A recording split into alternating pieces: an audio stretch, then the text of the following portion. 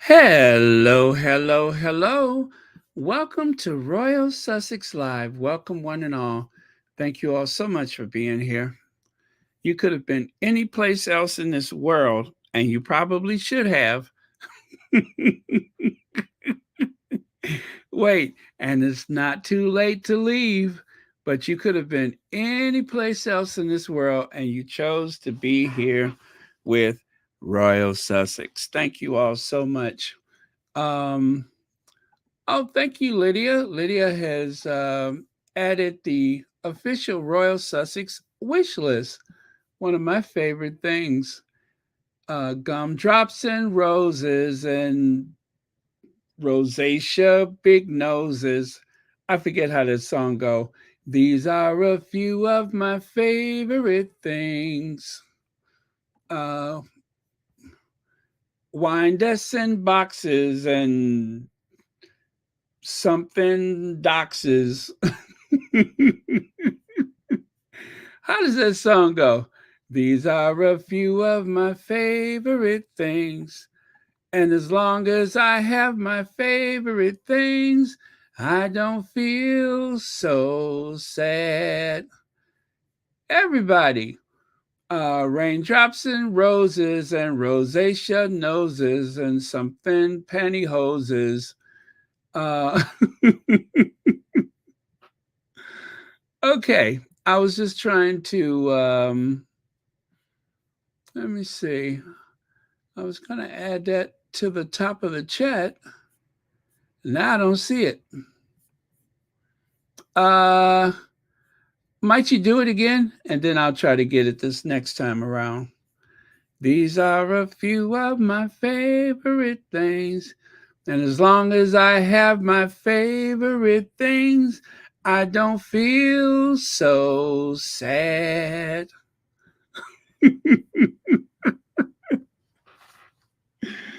Oh. Late nights on Thanksgiving, and people are walking, and people need plates that are saved. If you know, you know. Um, okay, there we go. Let me try this the next time around. Uh, Streets that are walking, and people are talking, and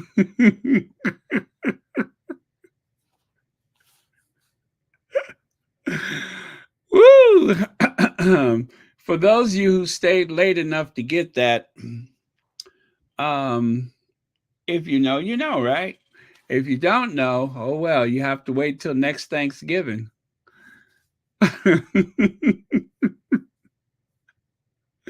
Yes, you're going to have to wait until next Thanksgiving. But don't worry, it'll be just as funny next year as it is this year. That is to say that it was actually funny this year. Recollections may vary. All right. Okay, what am I missing here? Anyway, thank you so much for being here first, Lorna Williams. Thank you, thank you, thank you. Uh well, let's get on with it because I don't want to keep you guys up too late. This is a work night for some people. So let's move on, shall we? King Charles' estate to transfer £100 million into ethical funds after Bona Vacantia revelation. Exclusive Duchy of Lancaster changes investment policy amid questions over how money collected from dead people was used. Well, I tell you how it was used. They used it so that they can do work on some of the cottages that they already owned. They would refurbish cottages and then rent them at market rate value, right? With King Charles III as the landlord, right? And even though that money was supposed to go in, and you know what, guys, I think the one part of this story that is missing is that this has been going on for years. This happened during the time of Queen Elizabeth II. Well, Charles is very much used to the notion of it, seeing that he did the same thing with the Duchy of Cornwall. So, either way, This has been going on for far too long. And thanks to the people at The Guardian making a fuss about it, now things are changing. You know, The Guardian is a very odd institution in that sometimes they seem like they are filled with royalists who want nothing better than to perpetuate this antiquated system. And then other times, like after the Queen's death, I was astounded at the swift and persistent questions and articles and such that were pointed out, very sharply written articles that were highly critical of the monarchy. I was shocked. Everything from missing jewels to you name it. And they talked about it. So that was a fun time, wasn't it? The only thing that was more fun than that, of course, was all of those revelations from the Byline Investigate. Those institutions are, should I say, the monarchy is ripe with a lot of material that people can write about, talk about, what, long as they expose it for what it is, then I say good. Um, because they have used the Sussexes as a distraction time and time again. Every time the heat was on, they went after the Sussexes. They went after the Sussexes.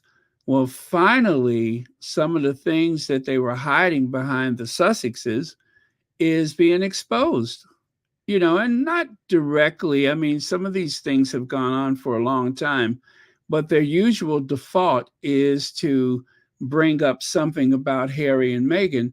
Well, at the moment, that is not working. That doesn't really, as they say, that dog is not going to hunt.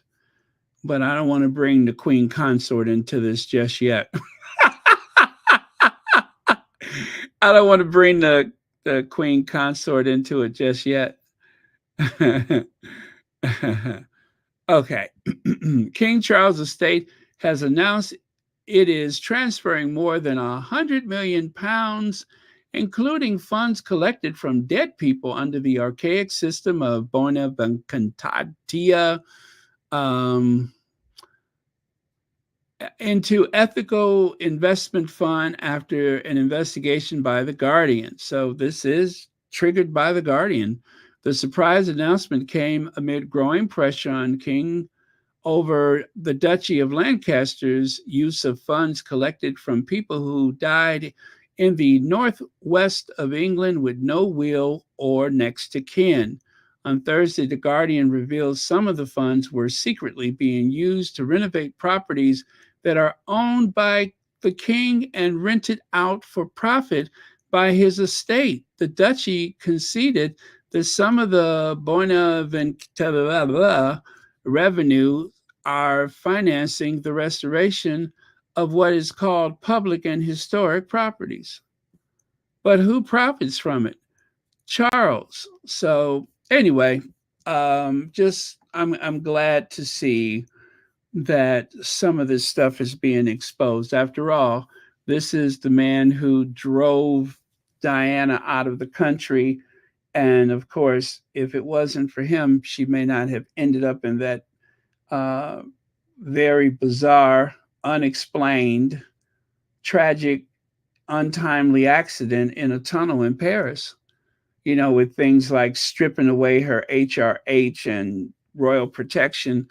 There's a list of things that should not have happened, but we've seen a replay of that with the Sussexes losing their royal protection. So, different day, same Charlie. Different day, same Charlie. Okay. To continue, yeah, that's it. They're going to do that. And did I have anything else about that? Well, here's let me see. Duchy accounts suggest that it has collected £61.8 million in bona vacantia funds in 10 years. So that means that was during the time of the Queen. Of those, only 39, no, not 39, what am I saying? 9.3 million pounds, or 15% of the total, has gone to charities. Now there are fresh questions about a further 14 million pounds earmarked for charitable causes, but seemingly not donated, right? Out of sight, out of mind. Out of sight, out of mind. Tactic. That is a tactic. Hello, Amelia Rodriguez, Elaine Parker. Who else is here? Judy Mutasid, Helen Marmon, Carol Lund, and a host of friends and others. Okay. Let's try to get this down to an hour, shall we? Hello, Bunny Rose, Lola Love, Joy Amore, Kim Peaches. So, let me take myself out the corner there. Kate Middleton and Prince William's vast wealth, £1 billion assets, and massive annual income. Prince William's staggering fortune can be revealed thanks to an annual reports that is, and it has certainly increased since the late Queen's death in September 2022. Well, take a look here. The future Queen made an impressive speech. Oh, I can't see that. There we go. The future Queen made an impressive speech. You know, it's hard to say that with a straight face, but let me try it again.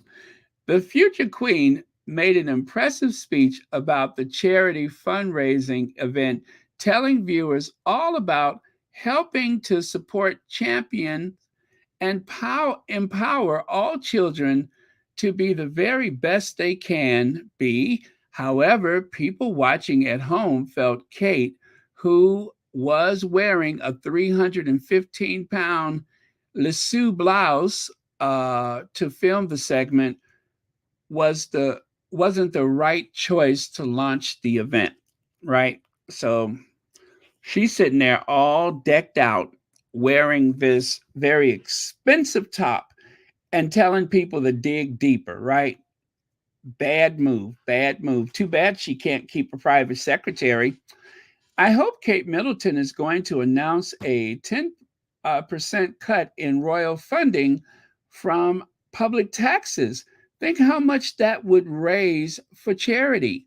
One BBC viewer fumed on Twitter, aka X, following the royal speech, with another adding, "What the hell is Kate doing opening children in need?" So out of touch, not a good start. And that people were expressing this openly, and not just a handful of people, but quite a few people saw this. And just think how many people don't even watch television anymore. It lets you know that with the limited amount of audience that is left on legacy television, Kate made quite the impression. Others agreed with the unimpressed viewer, blasting the BBC as they tweeted, "A billionaire opening the Children in Need show on BBC, asking society for donations. Tone deaf at BBC." Another disappointed social media user raged at BBC. So Kate Middleton, who owns several homes, just popped up on Children in Need. Last year, it raised about 20 million pounds, or 354 million less than we gave the royals. I love it. Or 354 million pounds less than we gave the royals to blank up Buckingham Palace. The hypocrisy. And thanks to the annual public reports, William's staggering fortune can be revealed. And it has certainly had a major boost since the late Queen's death. Upon his grandmother's passing, not only did William and his wife gain a host of impressive new titles, but he also inherited a vast Duchy of Cornwall empire, becoming a billionaire in the process. Well, how many times have I been saying that William just became a billionaire overnight? That was not lost on me, I could tell you, because if there's anything I know just as plain as the day is long, that the Duchy of Cornwall is a $1 billion empire, and the Duchy of Lancaster is a $1 billion empire. And between the two of them, Charles and William are both billionaires. Charles has been a billionaire for some time now. All he's done was shift from the Duchy of Cornwall over to the Duchy of Lancaster. So, who wants to be a billionaire? Well, if you're born in the right order, all you have to do is show up. Elaine Parker, thank you so much for the super sticker, and thank you so much for being here. And as always, thank you for watching Royal Sussex. All right. Let's see.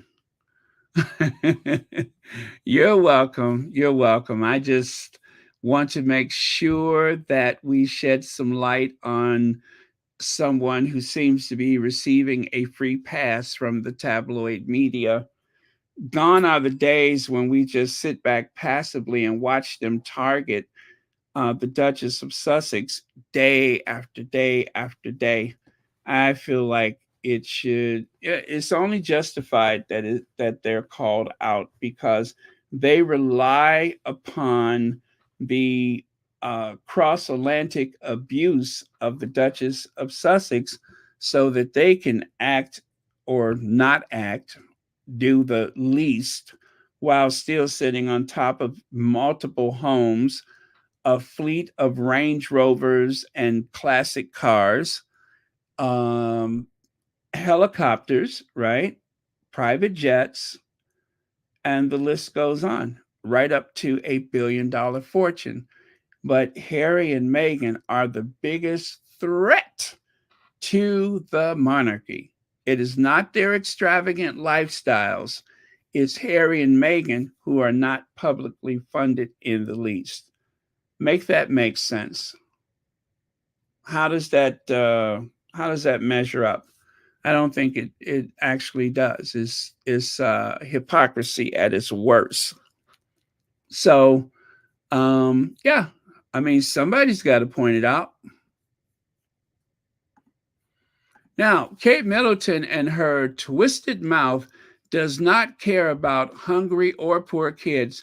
The royal family will get a raise in the next year or two and didn't move one mountain for the people who fund them. I'm off of clothes and wigs now.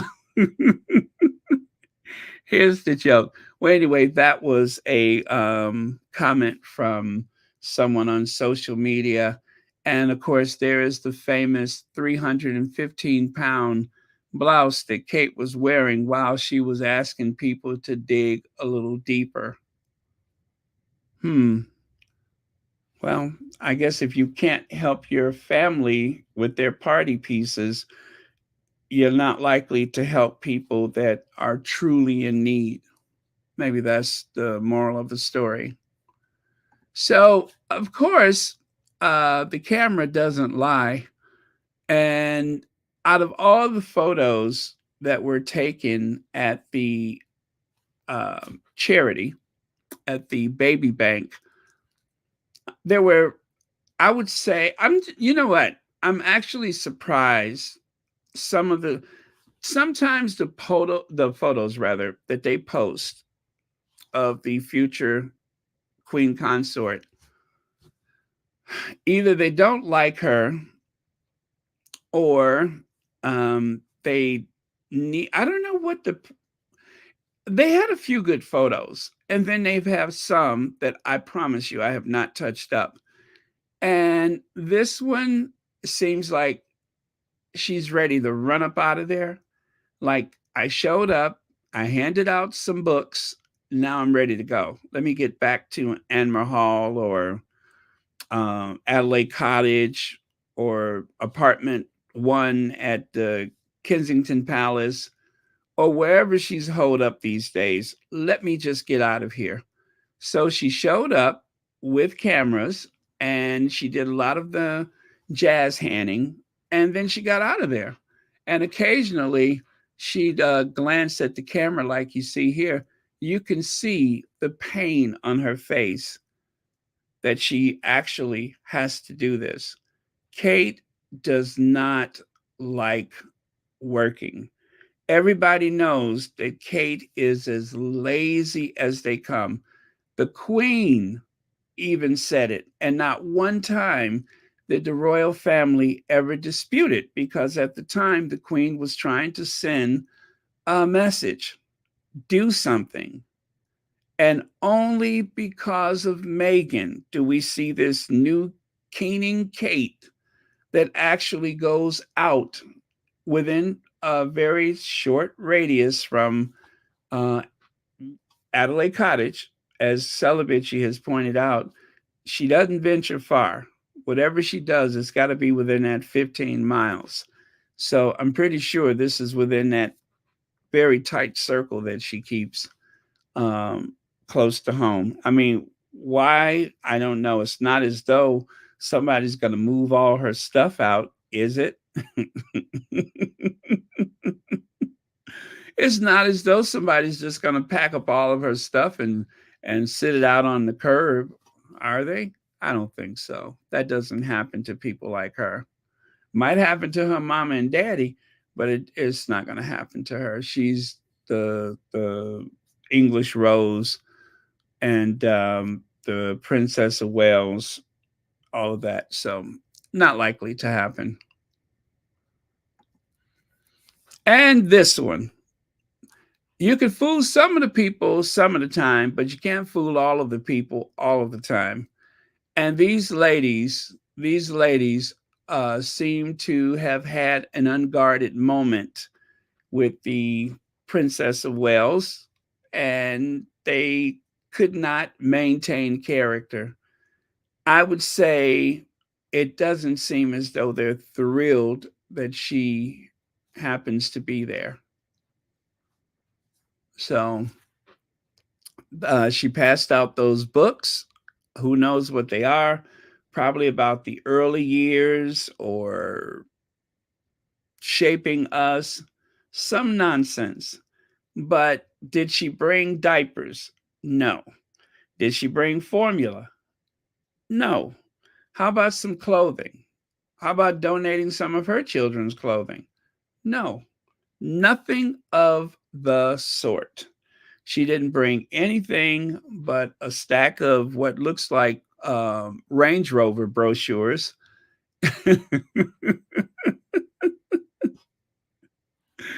But just remember, you guys, Kate is just a typical working mom that has had the convenience of wealthy parents, the best of schools, a team of nannies, cooks, uh, courtiers, and handy people and such, and of course housekeepers. She's had all of those. So if anybody can relate to the ladies at the baby bank, the ladies who probably stood on the steps of the same Lindo wing just like Kate, I'm being sarcastic, of course, they understand each other very well. I guess the moral of the story is try to marry a prince, and also it doesn't hurt if your family runs party pieces.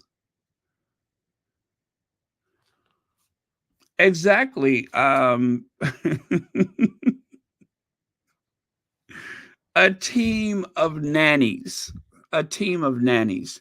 No wonder sometimes it just looks like she doesn't know what to do. And Rohini says, poor mothers don't need food or nappies or formulas. No, they need a book. I'm so mad. Yeah, she showed up with those books. She showed up with books so they can learn how bad off they are. Let me see here. Okay. Oh, I'm sorry. Did that by accident? Hello, B. Martin. Thank you for being here. Okay, so let's move on. And then, of course, the jazz hands. It wouldn't be Kate if she did not pose for the camera and do a bunch of that jazz handing. Part of any royal visit from Kate is to make sure that the camera is at your 10 o'clock or your 2 o'clock. And then, of course, when you're sure that they're in proper range, you start with the hand waving, the hand jazzing, right? And somewhere intermittently mixed in with all of that, there's a lot of smiling and laughing and giggling, which pretty much sounds like what Omid said. It does kind of put you in mind of what Omid said in his book, which of course that is what they said it said. Haven't seen it myself. And this one, I'm telling you, somebody has got it in for Kate. This is one of the photos that they published. I believe it was the Mirror. This is one of the photos. All of these are from the Mirror.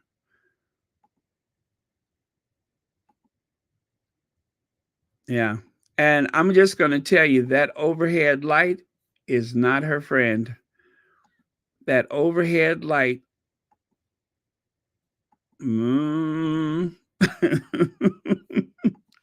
Leg says, so wait, the babies can understand Kate, or were they confused? Did the moms? Maybe not. Maybe she was trying to explain the early years and shaping us. The early years and shaping us. Thank you for the super chat. Now, Omid Scobie, author, says he did not interview Duchess of Sussex for upcoming book about royals. The author, who previously co-authored the biography Finding Freedom about the Sussexes and their split from the royal family, is due to release his latest book, Endgame, on Tuesday. I didn't know you could really consider Finding Freedom a biography, but okay. That's what they said on Sky News. So Omid is still in the hot seat. The relentless attack on Omid Scobie continues, right?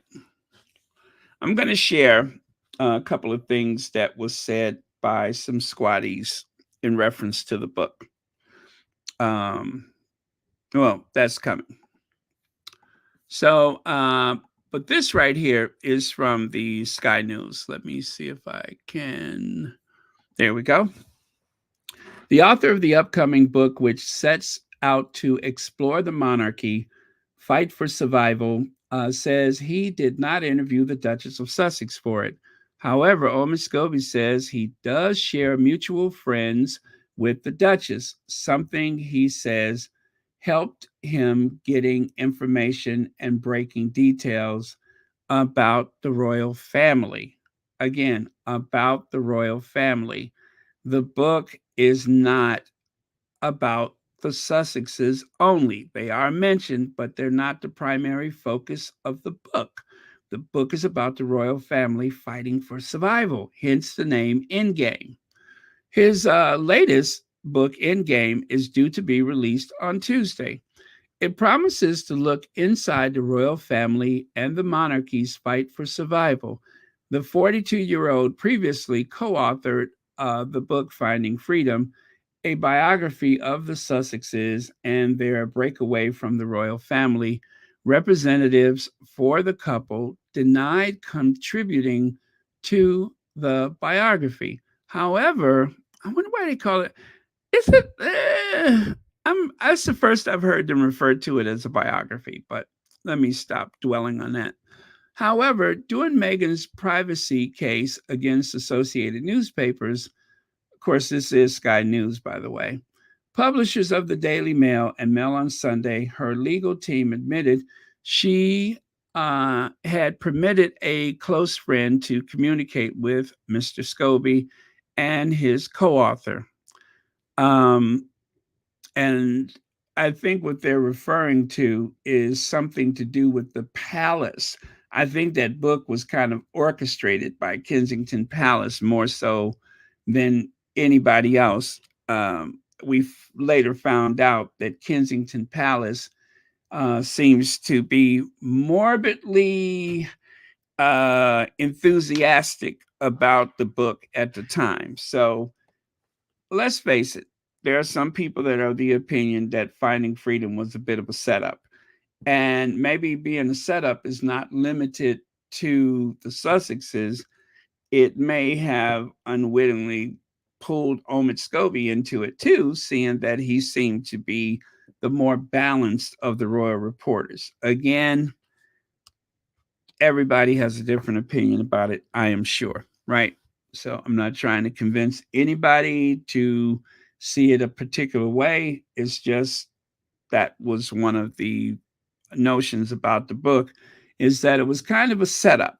And we also have to bear in mind that a lot of the coercion was coming from some of the communication people at Kensington Palace. So there's that to think about. But I do believe that the spirit of the book was to um, try to. As a matter of fact, wasn't the publishing company owned or is owned by Murdoch?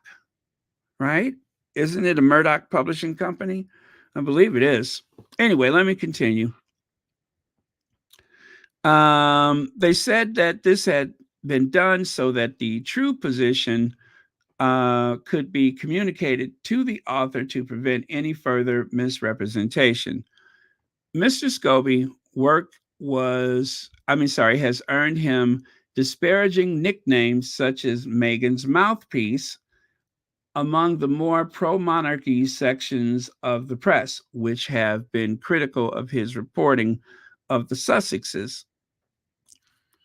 The author has often returned fire with his own critique on the tabloid press, though he says he has struggled with the anti Meghan trolls on social media, but he insists that he is not friends with the Duchess, despite them having mutual acquaintances.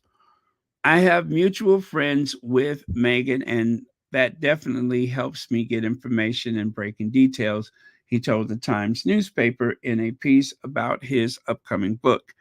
Endgame is set to make a series of claims about the royals and will assert that the future of the royal family is in crisis. That crisis being a lack of interest in young people and apathy and growing Republican movement, questions over whether the family still opposed the moral and values of the crown that the Queen did such a good job of, Mr. Scobie told the paper. Meanwhile, the Sussexes, who stepped back from the frontline royal duties in February 2021 and later started a new life in California, he suggests are in a good place. Among the claims made in Endgame are a rift between the king and the Prince of Wales, and the Queen quietly thanked Piers Morgan, Queen Consort quietly thanked Piers Morgan for defending the firm, and the timid Princess of Wales needs encouragement to perform engagements. Don't everybody know that? Doesn't everybody know that? According to the Times, the book also makes a series of claims involving the Sussexes, including that the Prince of Wales ignored texts from his brother when the family were making their way to Balmoral before the late Queen died. It is also reported to contain claims that the King and the Duchess exchanged letters in the wake of her interview with Oprah Winfrey. During the March 2021 interview, Meghan claims a conversation had taken place with an unnamed member of the royal family about how dark their unborn baby Archie's skin would be while she was pregnant. The alleged letters between Meghan and the king are said to reveal the identity of two people who aired those concerns. The Times reported Buckingham Palace declined to comment on the exacts from Mr. Scobie's book. No surprise there, of course. um, and of course, as a public service, as you know, here at Royal Sussex, we always, and I do mean always, reach out to Kensington Palace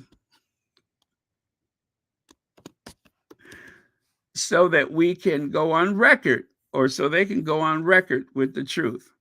And as such, let's hear it from Kensington Palace. Well, obviously, it'd be.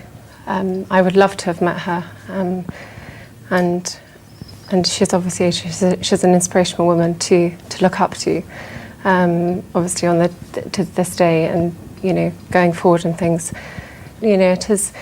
It's a wonderful family. The members who I've met have achieved a lot, and very inspirational. So, yeah, I do. You're supposed to say "I do" on the wedding day, not during the engagement interview, but we'll accept that for now. Oh, Sonia Alexander says, "Happy birthday to my favorite resident, Edna, who turns 104 years old today. She is cute, fashionable, with hair and nails done weekly. Wow, what a blessing. 104 years old.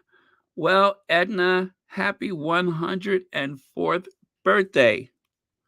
Wow, what an accomplishment. That's someone who has seen a lot in this world, a lot. Red Lady says, "I'm glad Omid wrote the book. Finally, a journalist who speaks out, and that the derangers are going to try to discredit, because anything that gives Meghan and Harry credibility becomes public enemy number one." Um, yeah, exactly. Exactly.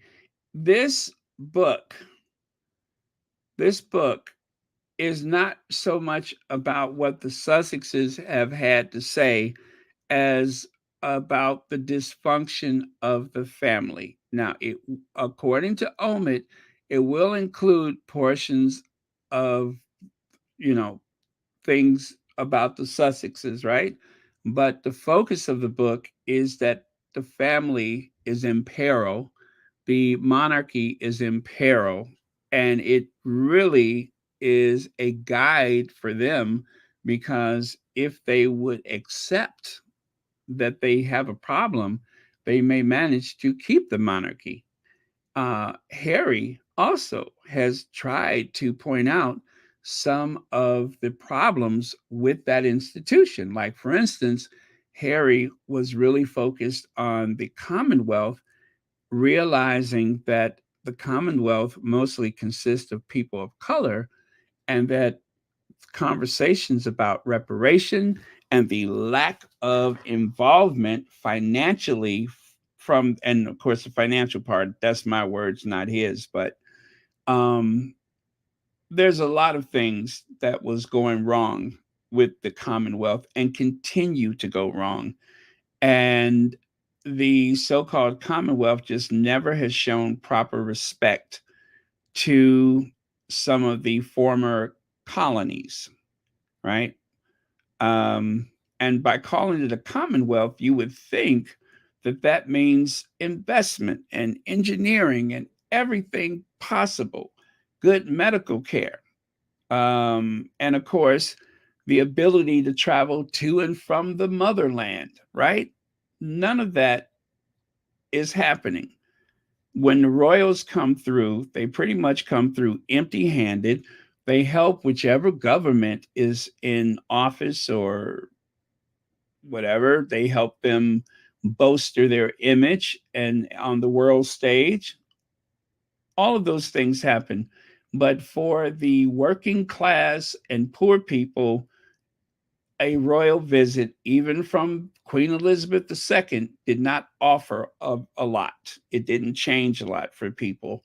It wasn't like they swept in with all kinds of investments and they walked away with contracts and such. That was only in the crown. But in real life, that hasn't been the case, if ever. So, yeah. Thank you so much, Red Lady, for your comment, your super sticker, and thank you so much for being a supporter of Royal Sussex. Greatly appreciate it.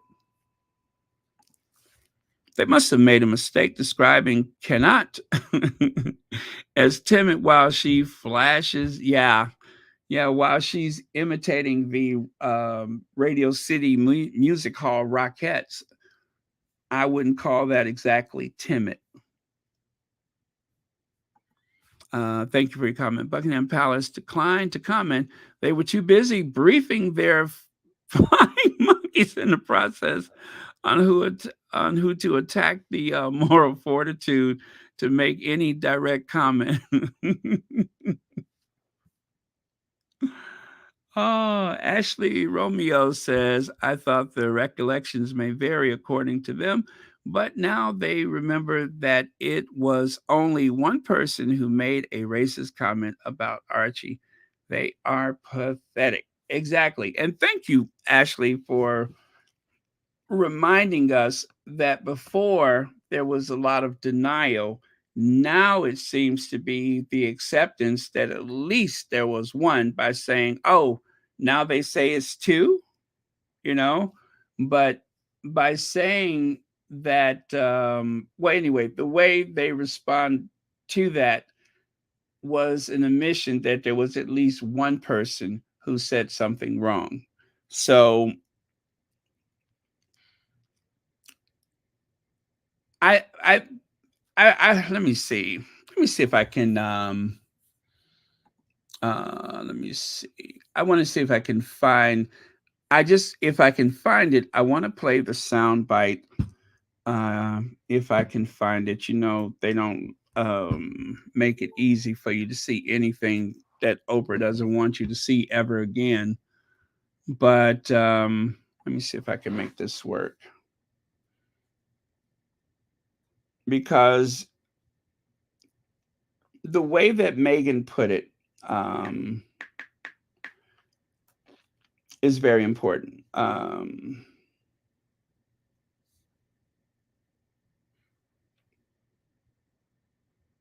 Okay.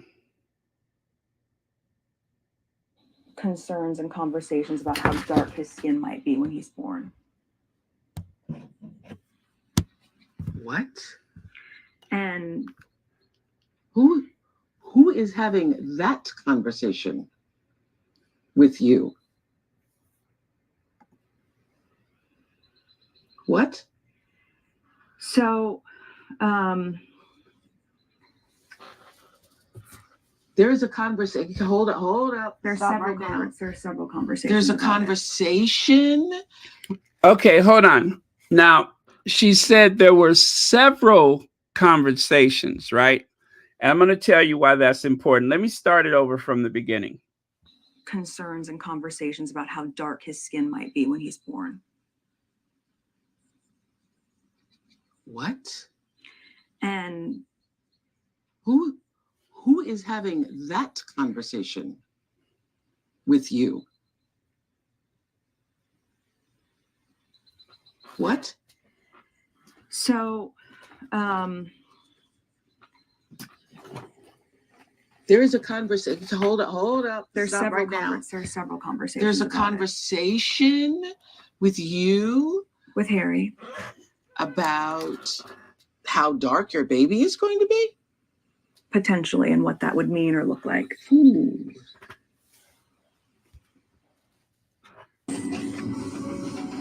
Okay, there are several conversations with Harry about what that would mean and what that would look like. Now, it must have upset Harry enough that he felt a need to repeat it, right? And what would that look like? So, how dark will the baby be, and what will that look like? And that's the part that is missed every time somebody mentions it, is questions of the baby's skin color. I'd rather hear it the way it was said on Oprah. How dark will the baby be, and what will that look like? As though that the baby is going to be a stain on the family. That's how I take it. And what would that look like? How are we going to have someone of a dark complexion in the royal family? I really don't believe that it was just a matter of a question of skin tone. I believe it was someone who was trying to be cruel and malicious, someone who wanted Harry to feel a certain way, someone who wanted to upset him, someone who would rather that he not even had a child, let alone get married, but would rather he didn't even have a child. Someone who felt emboldened by their position that they could get away with it. How dark will the baby look, right? That's one thing. And what is that going to look like for the family? How's that going to look? As though to say, it's like, all right, so you've married a Middleton, and now as far as I could see, there's not going to be any blue eyes for the royal family where the heir and his wife is concerned for a while, right? I don't think there's any blue eyes with those kids. There's been blue eyes in that family for the longest. Now that seems to be a thing of the past. And what is that going to look like? You know, how would they feel if somebody said, none of your kids have blue eyes? And what is that going to look like? I think you'd feel kind of, taken back by that, as if to say, my kids aren't good enough. If I was a parent and that was pointed out, I would feel weird. Just like if somebody points out a baby's skin tone, and what is that going to look like? Anything with what is that going to look like doesn't sound good. And it sounds like it came from someone who felt as though they had nothing to lose and was in a position of strength. And if I upset Harry, oh well, there's nothing he can do about it anyway. So that is why I'm bothered by that. When you hear some of the people try to gaslight and say, oh, well, my cousin married someone Indian, and everybody was asking that question. And yeah, but your cousin didn't marry into the royal family. If your cousin was Indian and married into the royal family, I think you would be a little upset as a parent if someone asked you, how dark is the baby going to be, and what is that going to look like? I don't like it. I don't like it. That sounds like someone on the pitcher's mound ready to throw the ball. That sounds like somebody warming up to other my children. Now, maybe that's just the way I would take it, and not everybody would feel the same way, but an institution that seems to uphold racism, the very top of the pyramid of what it is to be British, that just happens to be nearly all, well, thanks to the Sussexes, it's no longer the purely white institution that it was, but before it was.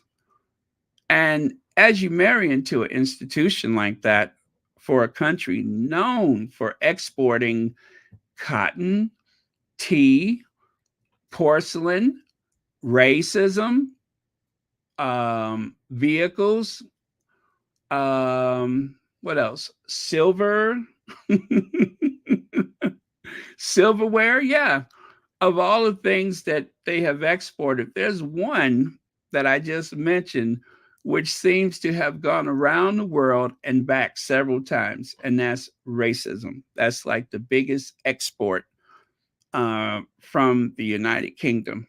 It has affected the lives of so many people in so many places.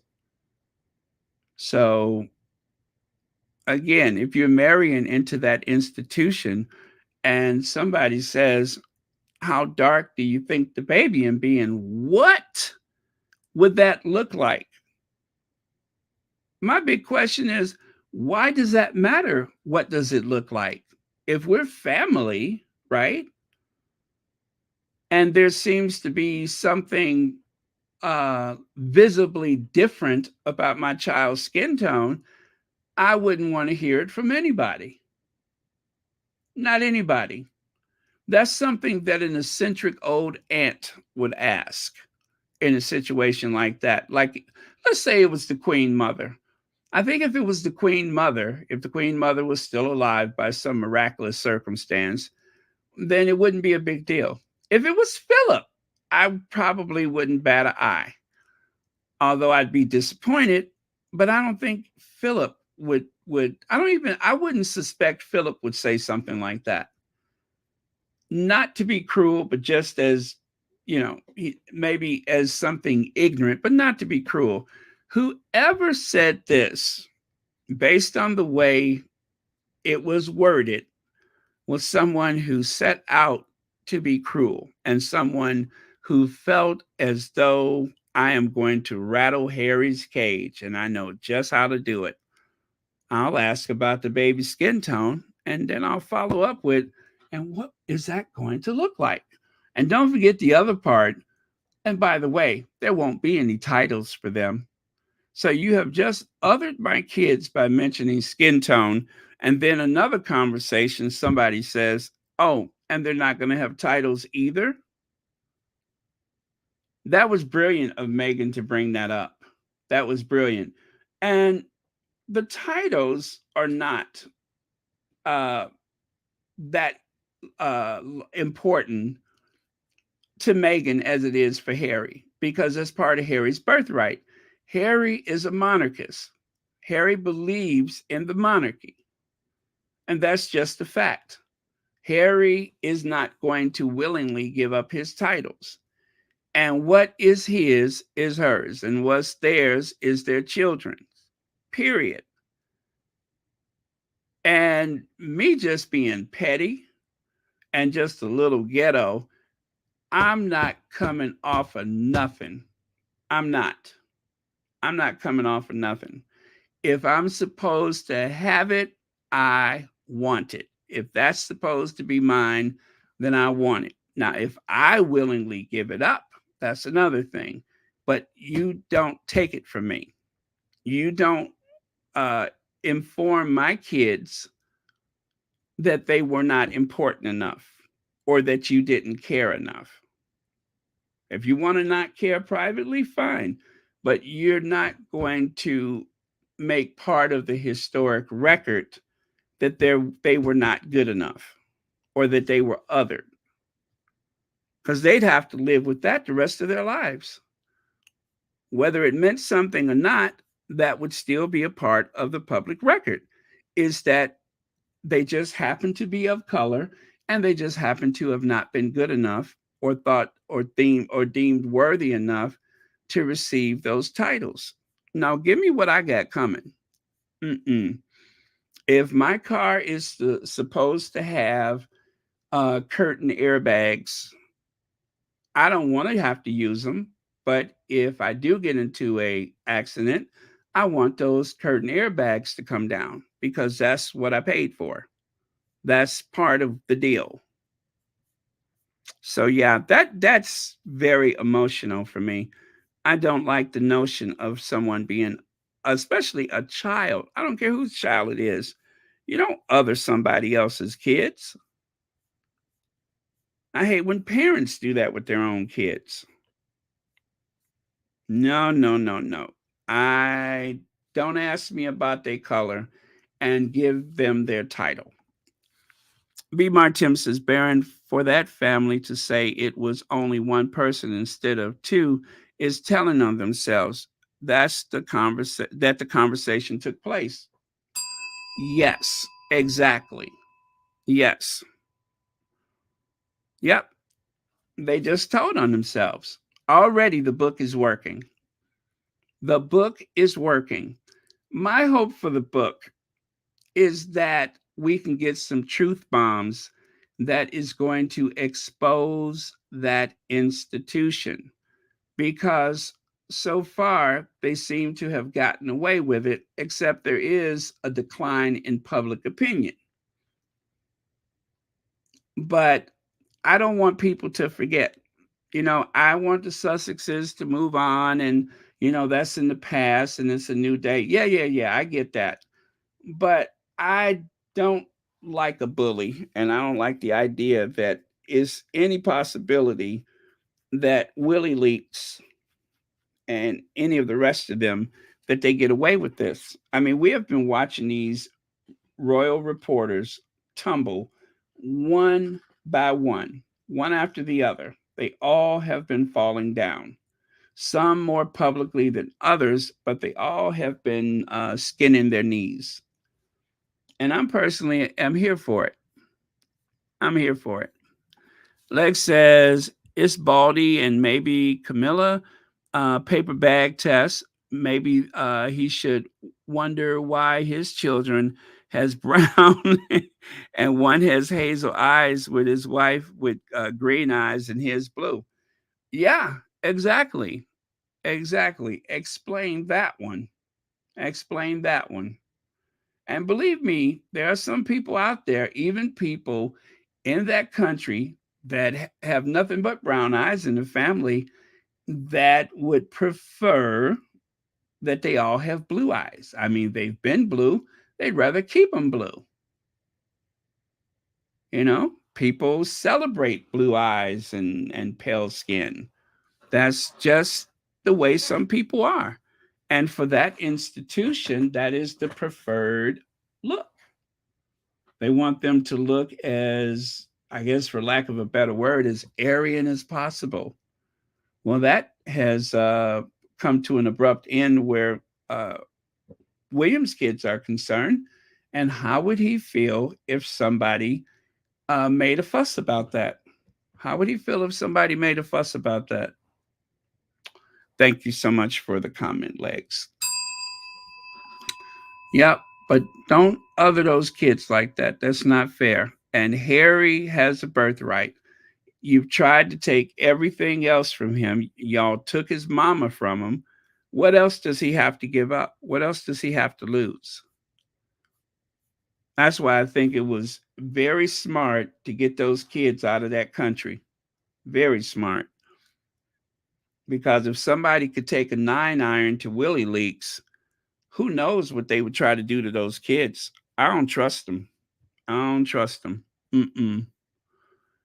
And that is why, and see, they were really upset when Meghan chose her own doctor for her pregnancy. She chose her own doctor. And the whole thing about the Lindo wing, I'm glad that they didn't go. Meghan said they weren't asked in the first place, but I'm glad they didn't go. And I'm glad that there was a big mystery about the birth. Not once, but twice.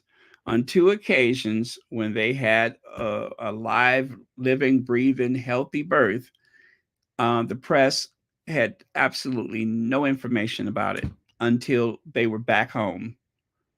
And for security reasons, that's necessary.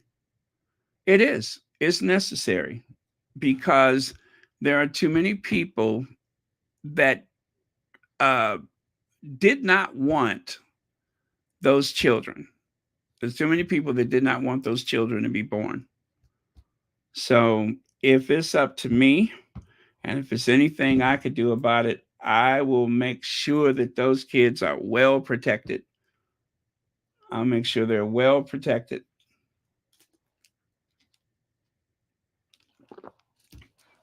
It's not fair that they have to have this, in any way associated with them, but already there's been too much damage done.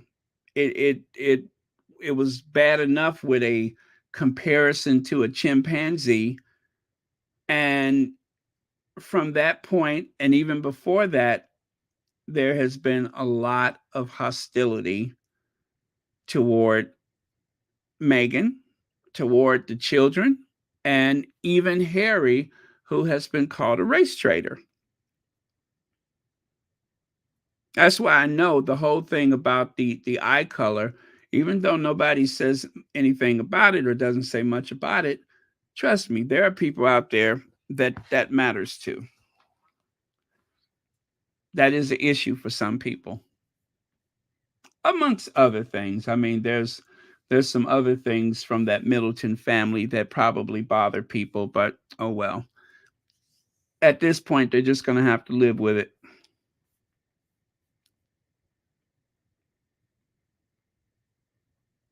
You know what, Charlotte? You are absolutely right. You're absolutely right. I don't even know what you said, but I'm going to go along with it.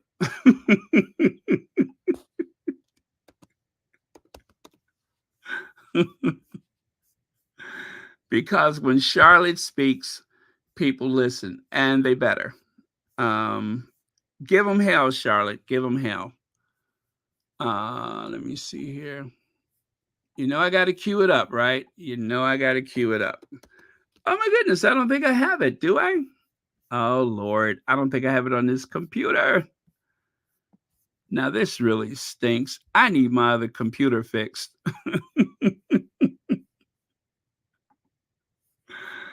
I won't be able to do the Charlotte thing today.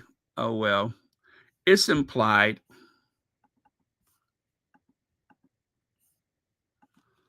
Let me try this one. Oh man, I don't have Charlotte here.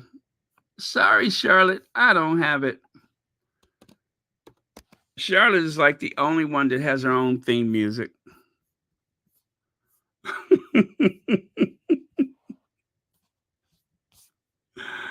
Oh well. I have to try to get it over here. All right, let's move on. Let's move on, shall we?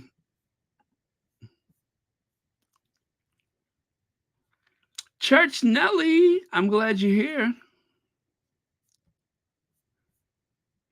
Okay, I'm just looking at a couple of your comments here. There's a hate channel called Meghan Markle. Is it?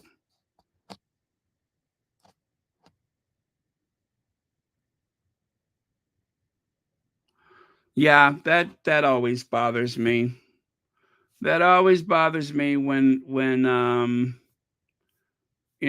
black women are dragging other black women like that.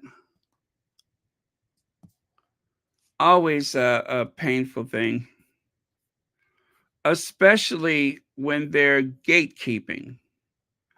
Especially when they're gatekeeping, when they're, it's just like with the feminists sometime that you think that they're feminists, that they're more open-minded, or that they are not, that they don't have racist tendencies. But sometimes, I mean, it is possible to be a feminist and to be quite racist at the same time. And that's, it seems so inconsistent, but it's true.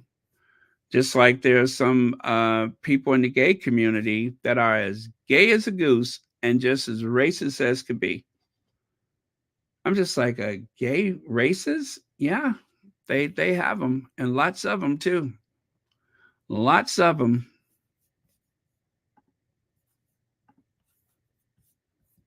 Okay. All right. So I'm ready to go here. Harry must hit out at cruel attacks on royals. So there is a tactic to make the book Harry and Meghan's burden. As though they wrote the book, there's going to keep being the insinuation that they had something to do with it.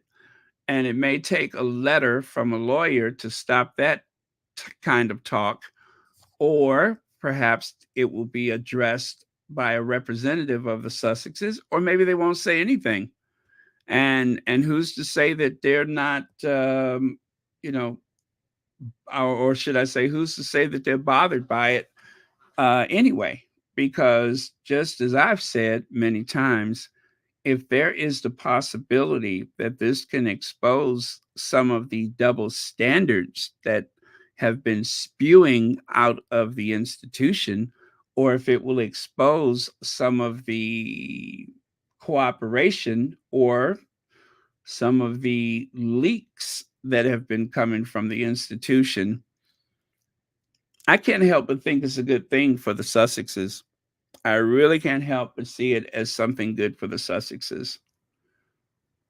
I don't want them made a scapegoat for Omid Scobie's book, but I do want the necessary exposure and truth bombs that could possibly come out of the book. That I want. And it's risky. It is risky. It's not without risk because, as you can see, they're still trying to spin it into something to do with the Sussexes. Omid wrote the book.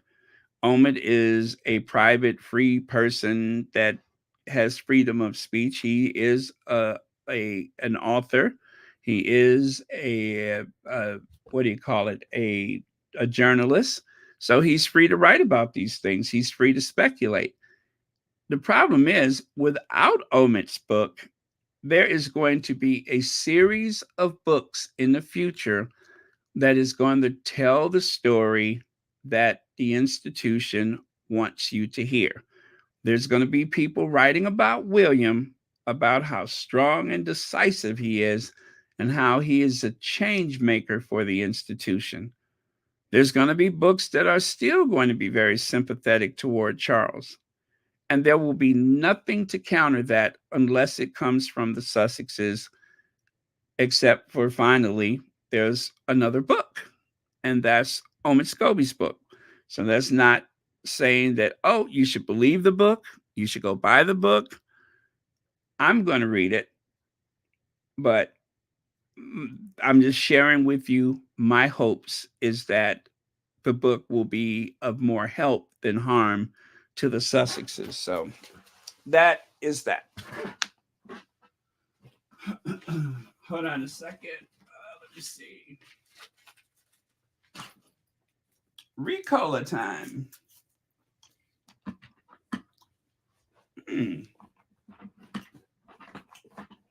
Ricola.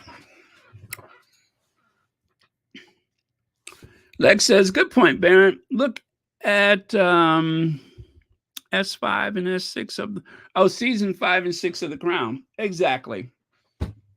They're rewriting history. Thank you very much. Okay, and here it says, they won't quote the parts that are critical of their own coverage as easy. Oh, let me see here. What does that say? So it's easier to just make up things that aren't even in the book.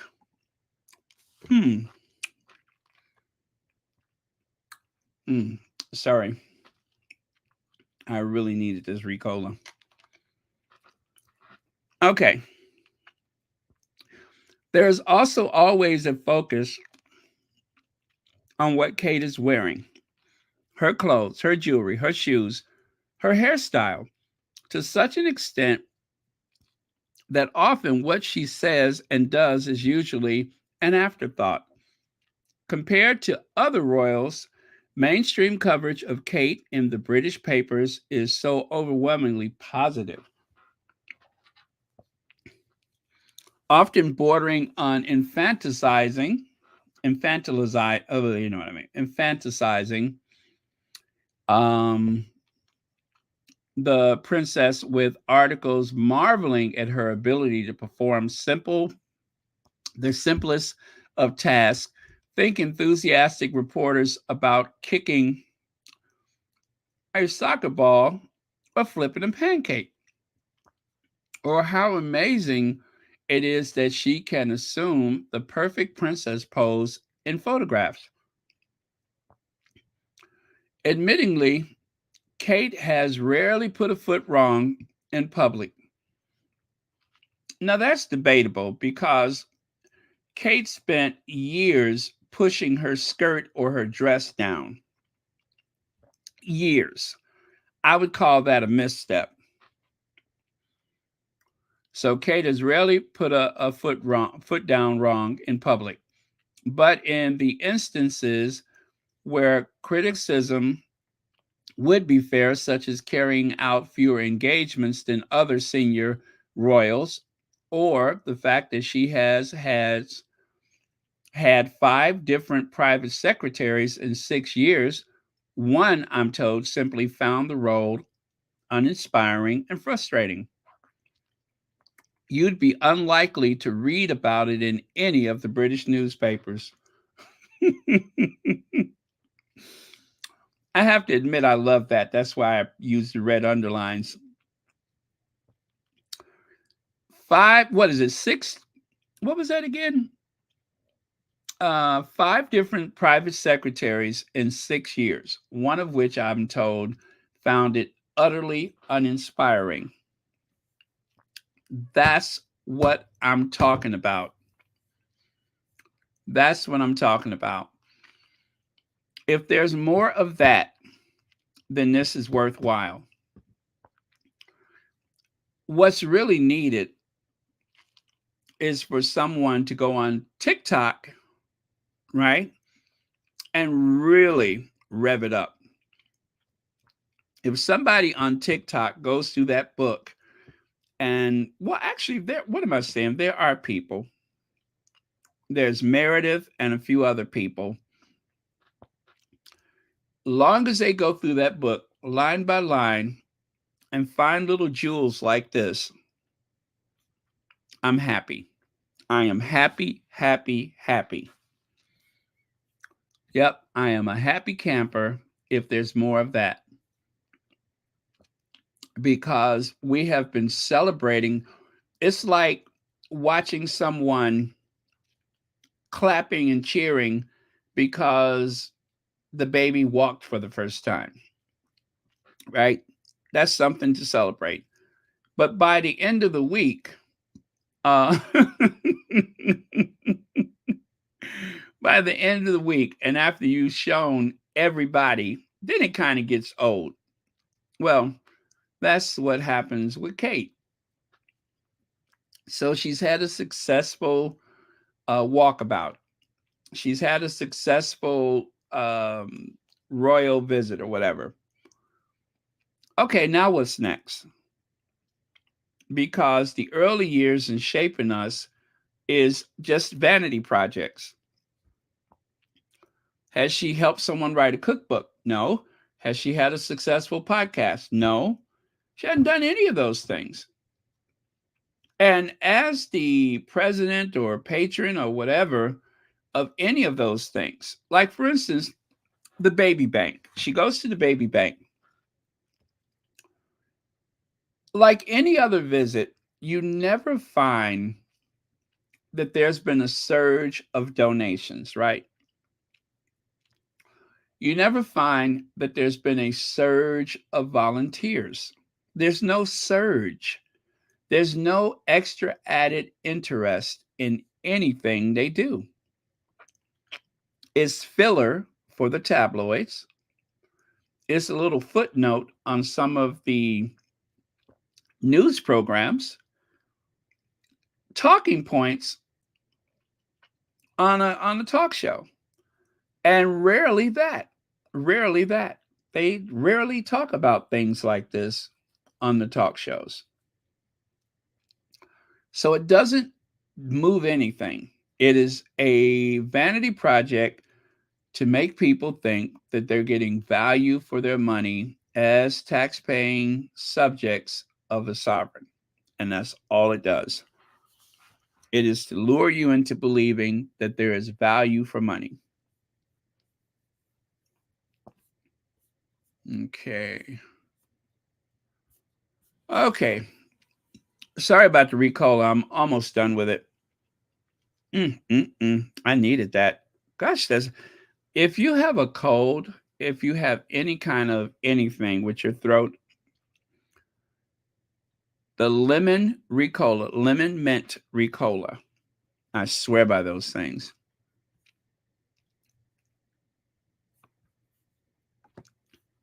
So, who is Omid Scobie? Meet Meghan's, Markle, and Prince Harry's biographer who founded a now defunct K-pop site and hit nightclubs with Katie Price, rival Jody Marsh. With Katie Price's rival, they don't have anything. This article, the only thing that Omid Scobie has ever said or done that seems to be dodgy, which, you could put an asterisk next to Finding Freedom, but he did an interview some years ago and he lied about his age. He said he was 33 when he was actually 6 years older. That's it. That he went out partying with so-and-so, big deal. But they were trying to drum up something in that article to make it seem like Omid Scobie is shady. I didn't see anything. I mean, you have to say Harry and Meghan's biographer, defunct K-pop site. He worked at some website for 11 months, right? I don't know that anything bad happened in 11 months. Was the idea that he couldn't handle it, so he left after 11 months? He got fired after 11 months? They don't say. They just say that he worked at a now defunct K-pop site. Ooh, shudder. And he went out to a nightclub with Jody Marsh, Katie Price's rival. I don't even know who Jody Marsh is. I barely know who Katie. If you say Katie Price, I always think plastic surgery, bonded teeth. Yeah, that's what I think of. Other than that, I just know that Katie Price is some kind of reality star. Otherwise, I don't know anything about her. So that is what he's guilty of. That is why he's a sinister, shadowy character. They ask who is Omid Scobie, and they don't tell you anything except he lied about his age, which he admitted. He fessed up to it, and his response was, "You live and you learn." Well, I mean, if that's the only lie that you've managed to catch him in, is lying about his age, I think he's okay. I think where that's concerned, he's okay. They didn't point out the fact that he's like one of the few trusted people on ABC News that comments on the royal family. They didn't mention that. There was a big purge of a lot of those royal reporters from American television. He's not one of them. There's a few of them that hasn't been back and probably won't be back. He's not one of them. And the ones that are available, they use them less and less frequently. And in particular, they don't ask them about Harry and Meghan so much. Have you noticed that? That they don't ask the tabloid reporters about Harry and Meghan so much because they're over here. They're American stories now. They have their own stories here. And very little of what they do relates to the royal family. It's just Harry and Meghan. They don't brand him as King Charles III's son more so than like with the when he went to Canada. They mentioned Princess Diana and didn't even mention Charles III, and that's a Commonwealth country. It's a new day. It is a new day. The old rules no longer apply. And also the grave they were trying to dig for the Sussexes, they will have to look around and find out that they're the ones that's in the hole in the ground, not Harry and Meghan. They're going about their business.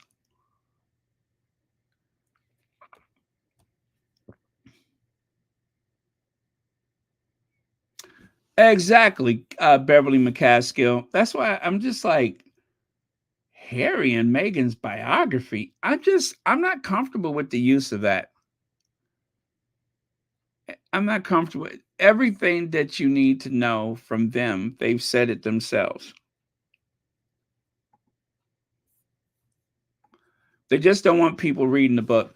Prince William allies hit out an outrageous suggestion he briefed against Prince Harry following claims by Meghan's mouthpiece, Omid Scobie. Prince William's friend said Omid Scobie's claims were outrageous. Scobie, a close friend of the Sussexes, there we go. And this is from Rebecca English. Rebecca, are you done with that plate yet? English. Scobie, a close friend of the Sussexes, she knows better, but she's trying to appease her overlords or whatever. Said Prince Williams briefed against Harry. It comes ahead of the publication of Scobie's new book on the royals. Okay, so they got that right, on the royal family. It was even said, you know what? This is not the headline that I wanted. I was looking for a different one. Let me see. Did I do that one? No, I did not. But there was one that said that it was conspiracies, that Omid Scobie was subscribing to conspiracies. And I think that's the way they want to spin it, is to say that anything that refers to William as leaking or working with the press, right? They're going to brand it as conspiracies, right? So any talk of William having leaked to the press is going to be deemed a conspiracy. I think that is going to be one of their tactics. So Princess of Wales is too scared to do anything other than photo ops, new Omid Scobie book claims. Omid Scobie, co-author of Finding Freedom on the Sussexes, unleashed a volley of attacks on Prince William and his wife in his latest book. She is too scared to do stuff. She is not good on camera. She is timid, right? It takes a lot of coercion to get her to do anything. And that's the way it's been. The Queen did not refer to her as Duchess Doolittle for nothing. Like right here, yikes. Kate Middleton called lazy by the Queen, nicknames her Duchess of Doolittle. And then over here, and what do? Queen wants Kate Middleton to get charity job to counter claims she is work shy. Well, that was back in 2008. That was before they were married, right? So in 2015, on the left, the Queen was still referring to her as lazy. In 2008, the Queen was concerned that she's trying to come into the family and she wasn't doing anything. She wasn't doing anything. She had nothing to do with her time. Nothing. She didn't really work at Party Pieces. She just went to school when she went to school. And when she wasn't in school, that was obvious too. So the Queen wanted her to have more of a background, more of a story, more of a work ethic. The Queen wanted to see a work ethic. I mean, the Queen and Philip, you know, whatever you say, they did work. They did work. They did manage things. Kate didn't do anything. And in the modern age, that any woman doesn't have any type of track record of work. Now, it was said that somebody had found her a job on the high street at some clothing company. But they said that, and it was reported, I don't know this to be true, but it was alleged that some days she didn't even go to work. On other days, when she was working, William would call and say, let's go, and she would just leave. She'd be given the rest of the day off. Just like every other employee, if she felt like leaving, she left. I'm being sarcastic, of course. Hardly a surprise that they twisted the facts. I'm sorry, hardly surprised that the twisting of facts and misquoting going on right now has reached new levels of desperation.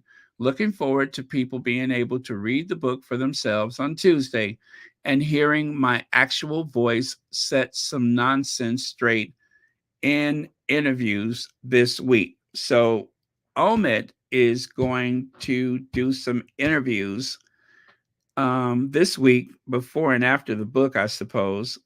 He's going to do some interviews. So I hope that he's taken his vitamins and that he's ready for battle, because they are going to really come after him this week.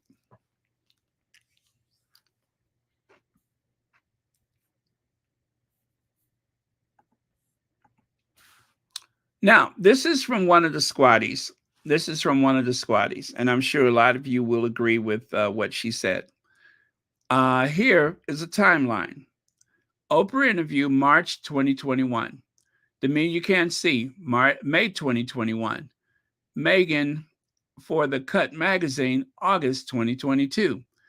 Meghan for Variety magazine, October 2022. Meghan, Harry and Meghan, the docuseries, December 2022. There was the 60 Minutes interview with Prince Harry, the Bryony Gordon interview with Prince Harry, Good Morning America, The Colbert Show, and Spare by Prince Harry. The book finally came out in January of 2023. This is what you need to know in the Sussex's own voice. The first time they spoke publicly after leaving that institution, the first time they shared anything after leaving that institution was March of 2021, a year after they left. And as Harry pointed out, we said nothing for a year, but the briefing and the lies continued. But this particular squatty, which I didn't want to share her name without her permission, but she says, I don't need to hear a single thing about their story from anyone else. That means Omid Scobie. They've told me everything they want me to know. The rest is superfluous. Did y'all get all that? They told me everything they want me to know. The rest is superfluous.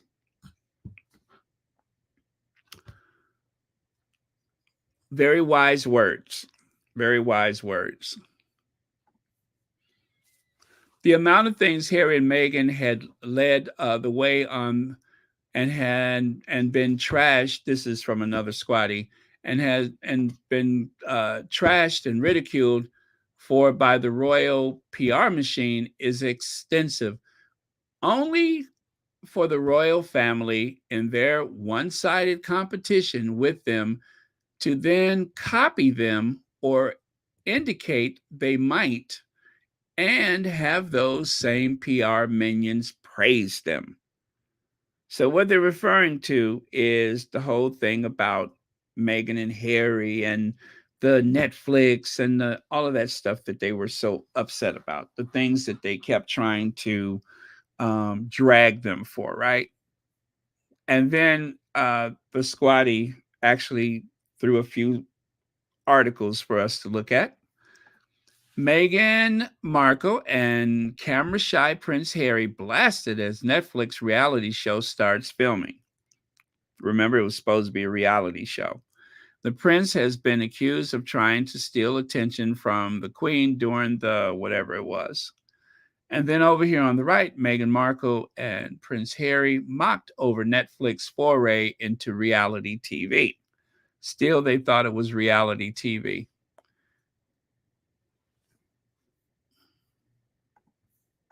And then here, fly on the wall, Prince William to star in his own landmark reality series in major blow to sulking brother Harry. How in the frappuccino did we go from, what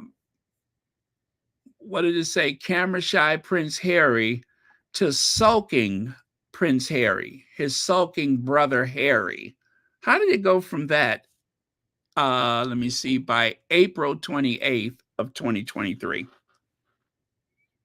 If you all recall, William was late. William and Kate were late for the coronation because they were filming. When they went to the concert that night, they were running late because they were filming. Y'all get all that? So it went from from Harry and Meghan and their Netflix camera crew. They don't go anywhere without their Netflix camera crew. They always got a camera. And now you can't find William and Kate without someone there documenting everything they do. And then they make videos out of it. Okay, if that ain't calling the, what is that? If that ain't the black calling the pot kettle, I don't know what is. If that ain't the black calling the pot kettle, I don't know what is. So let me see here.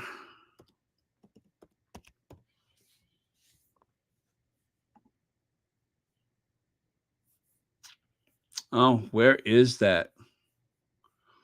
Where is that? Y'all know what I'm looking for. I'm looking for that one where William had the camera guy behind him. Remember that one? Uh-huh. Well, anyway, I don't think it's on this PC, but there is that video where William is outside of the house and he's doing take after take with a camera crew. Yes, that William doing take after take after take with a camera crew, just like what they have accused the Sussexes of. So now put that in your pipe and smoke it. Yes, Church Nelly. That's, again, I'm not saying that the book is 100% accurate. I'm not even saying that it is 100% helpful, but I'm just looking for some exposure to the hypocrisy. That's what I'm looking for. And maybe I'm selfish to feel that way, but I'm hoping that some of his hypocrisy will be exposed, that they will be called out for what they've been doing. And I hope that there's a series of TikTok videos pointing out some of those things from that book. So I'm not looking to Harry to do the big heavy lifting when it comes to that family. He's saying what relates to him, but I want to hear some dragging. That's what I'm looking for. Because they have vilified the Sussexes to try to uplift those two misfits. And I don't think it's fair. So that's what I'm looking for. Well, that's my hope anyway, is that they will, that will happen. Okay, so let me get back over here. Sarah Turner says, good evening, y'all. Thank you so much for being here, Sarah Turner, and thank you so much for the super chat. And thank you for being a member of Royal Sussex and YM Droid 9 months membership. Personally, I can't wait for the real weirdos of Windsor. I hear is a wonderful sleep aid.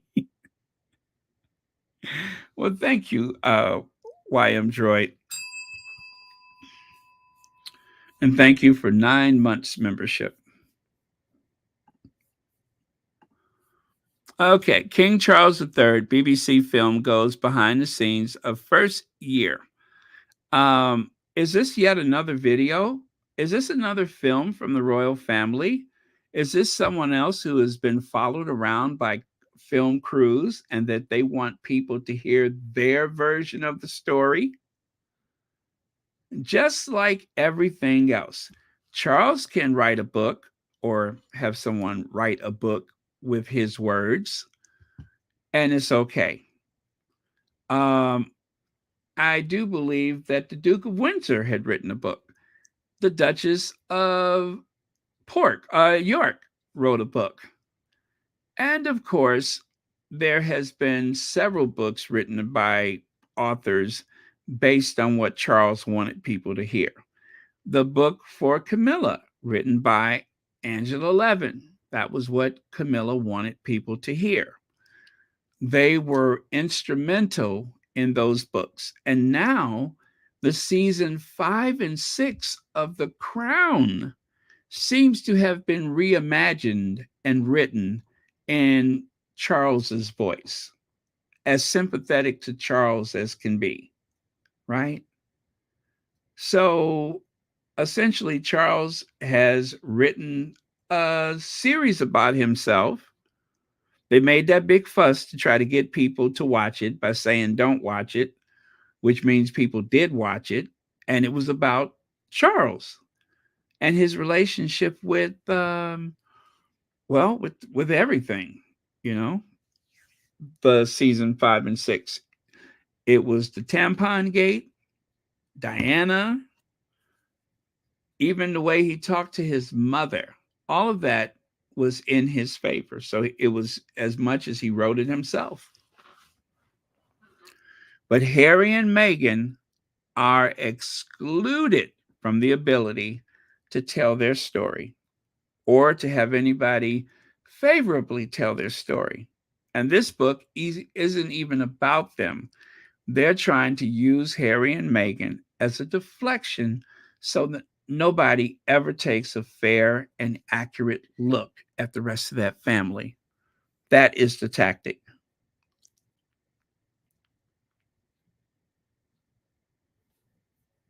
Yes, Vinnie Blair.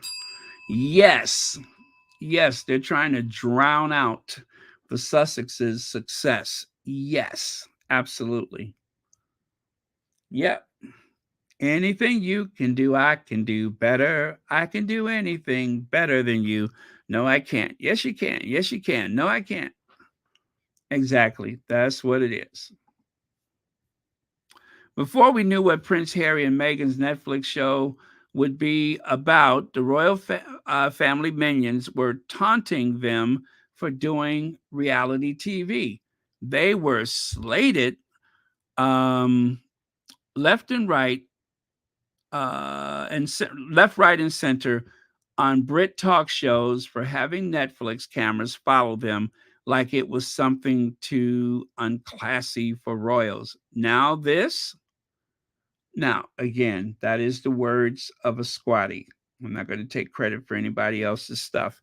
But this particular squatty, and thank you if you recognize your tweet, was right on the money with what she wrote up here, followed by this one. Right on the money. Bang on, as they say. So thank you very much. Okay, Spare by Prince Harry. As you may know, the best 13 biographies and memoirs of 2023 include Spare. Also, there was a list of oh gosh, how many books was it? Let me see. This one is for the time. And by the way, this is for the Times. This is well, and that's where Bryony Gordon works, but among other people. But that is the Times of London, the Times. So very cool. Spare did make their top 13 list. And I'm trying to think. It was another list. Can't remember the list, but anyway, Harry's book has been on several lists, including the New York Times bestseller. So Spare is probably, I'm not probably, it's the most successful biography of 2023 and one of the most successful biographies of all time.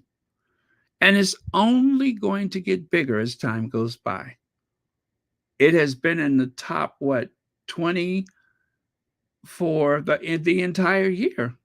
Sometimes it would drop down and come right back up again.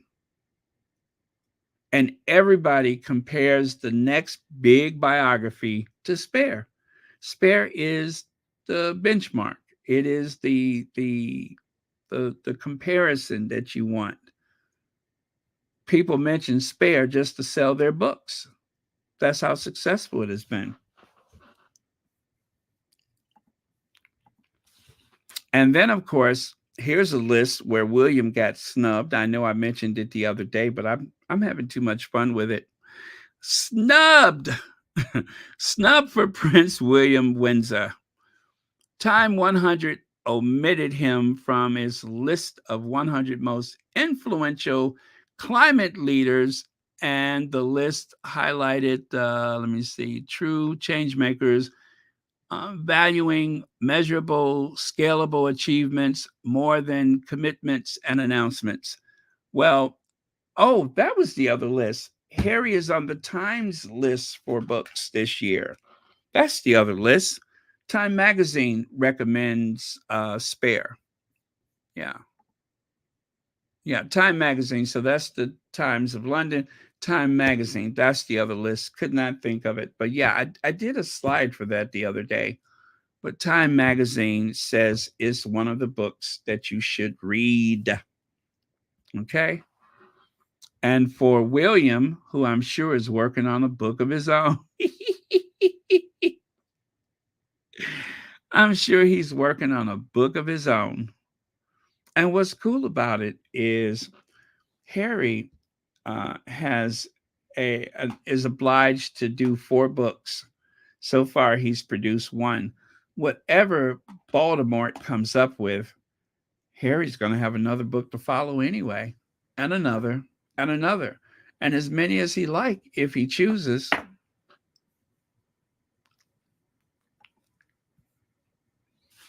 Quite remarkable in today's day and age that this stayed under wraps until his arrival at the Rogers Arena tonight.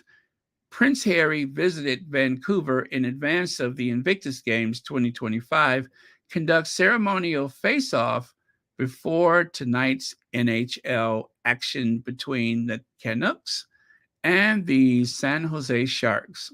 Well, did you know that Prince Harry actually gave that puck to a little kid on the way out of the stadium? Yes, Harry gave the puck away. I thought he might take it home and give it to Archie, but no, he gave it away.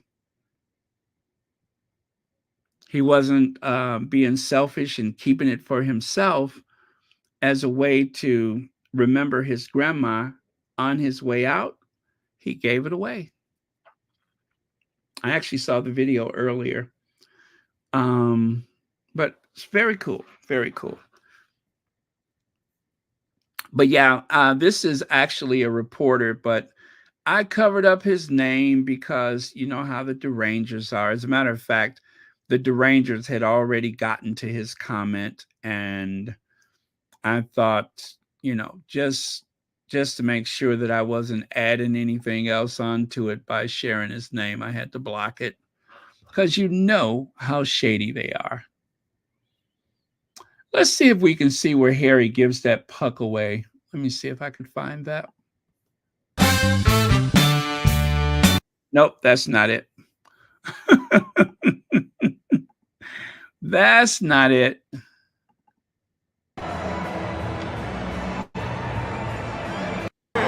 Thomas. Nope, that's not it. Let's see. I may or may not have it.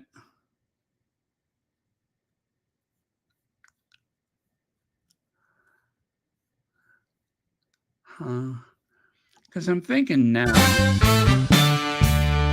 No, not that. Although it's fun, not that one.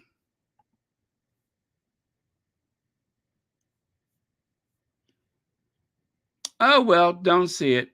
You know which one it is? It's the one with the, nope. Is it? No, I was going to say it's the one with the queen, but I don't think so. It's not that one.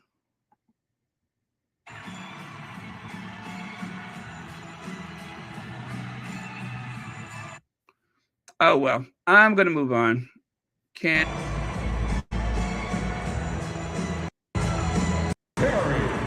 Nope, not that one either. Okay. It's been built up too much.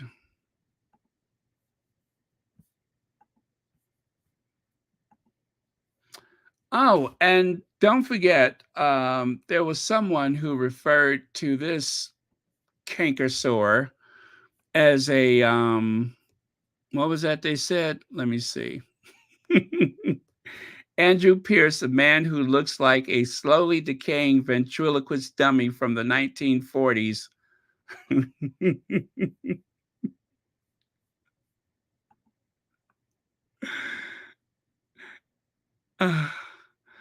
A ventriloquist dummy from the 1940s. I just love that so much. It's too funny. Oh, by the way, you guys, did you know that the Eagles jacket that Princess Diana wore, that Eagles jacket was bespoke. It was made just for Diana. And because people thought it was amazing, there were a lot of people for years that was writing to the Eagles begging for those jackets. The jackets were not regular production. They had only made that jacket for Diana because she mentioned that silver and green was her favorite colors at Versace's funeral. So one of the managers or owners of the team sent her a care package with that jacket in it. And so people were begging, I want that jacket. Please, I want that jacket. Well, they finally sold the jackets, and there was a rush on the store like you wouldn't believe.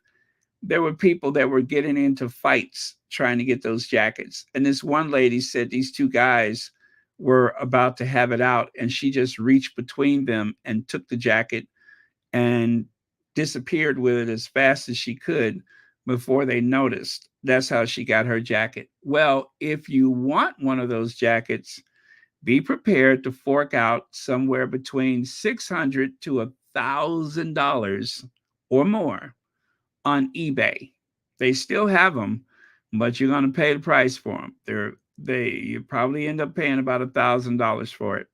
If you do purchase one, I suggest you look at the record of the person selling them, because that's a lot of money to lose. But those jackets are highly desirable, and it was because of Princess Diana that they actually sold the Letterman jackets anyway, because they were not something that was already in their gift shop. They did not have that. That was just something for her. So that would be a cool thing to have if you can afford it.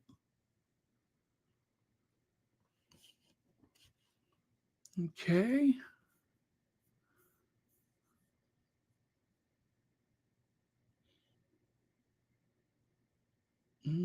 Could be True Blood show.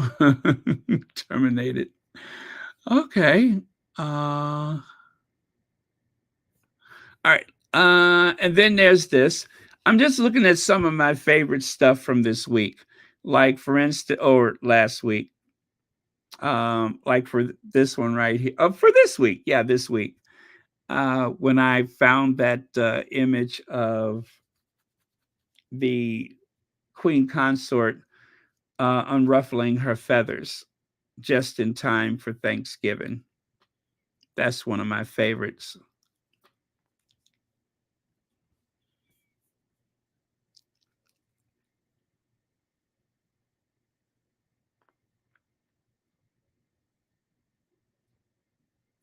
Oh, oh, okay. They still have them. Oh, that's cool. That's cool. And this is one of my favorites from this week, starring Kate Middleton and Willie Leakes Windsor. Royal Sussex presents Behind the Candelabra.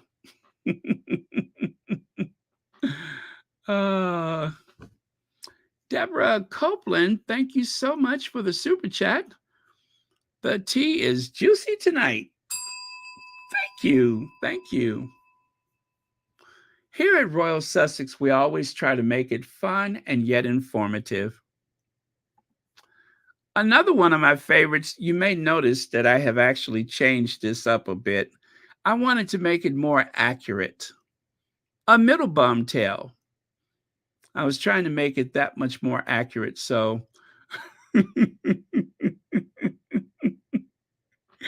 the other day it was different. You may notice the other day it was just a little different, but now I have made it more authentic than it was before, right? I think it's more authentic.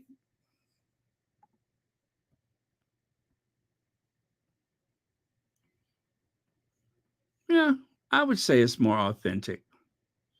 It looks so lifelike, right? Big head, face always up in yours. Yeah. I would say it is far more authentic now.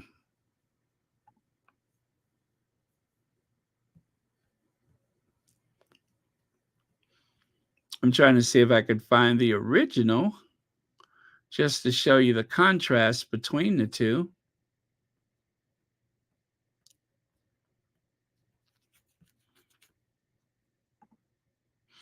Oh, I forgot about this one from this week.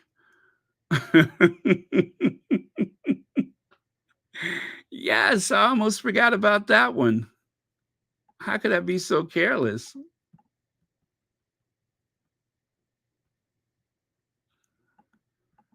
Okay.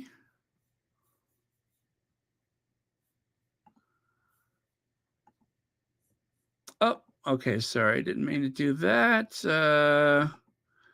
Wait, who am I apologizing to? I'm here by myself. All right.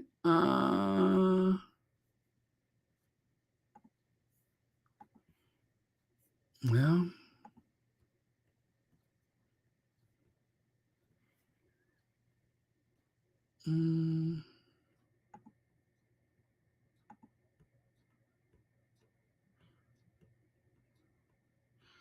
All right. Well, I don't see the other one. But yeah, I was having fun with that one.